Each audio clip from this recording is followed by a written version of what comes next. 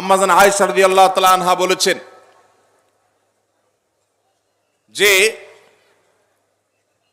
নারী হিসাবে রমাদান মাসে যে কয়েকটা রোজা ভাঙতি পড়ে, নবীজি সাল্লাল্লাহু আলাইহি সাল্লাম রমাদান পরে পুরো সময়টা তার কাছে থাকার কারণে তিনি সেই রোজাগুলো রাখার সুযোগ সেভাবে পেতেন না। স্বামীর হকের কথা মাথায় রেখে রোজাগুলো রাখতেন না।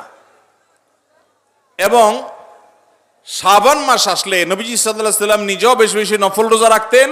ওই সুযোগে মা আয়েশা রাদিয়াল্লাহু তাআলা আনহা বলেছেন যে তিনিও তার রমজানের বাকি রোজা যেগুলো ছিল ভাঙতি রোজা সেগুলো তিনি রেখে ফেলতেন।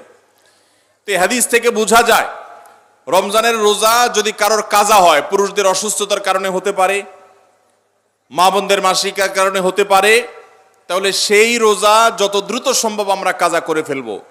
এবং সেই কাজা করতে যদি কোনো কারণে, যৌক্তিক কারণে বা যে কোনো কারণে যদি বিলম্ব হয়, তাহলে এই বছরের আসন্ন রমাদানের প্রস্তুতির অংশ হিসাবে আগের রমজানের কোনো ভাঙতি রোজা থাকলে সেগুলো সব রেখে কাজা করে সম্পূর্ণভাবে এই রোজার জন্য প্রস্তুত হবে। এটা হলো 4 নম্বর প্রস্তুতি।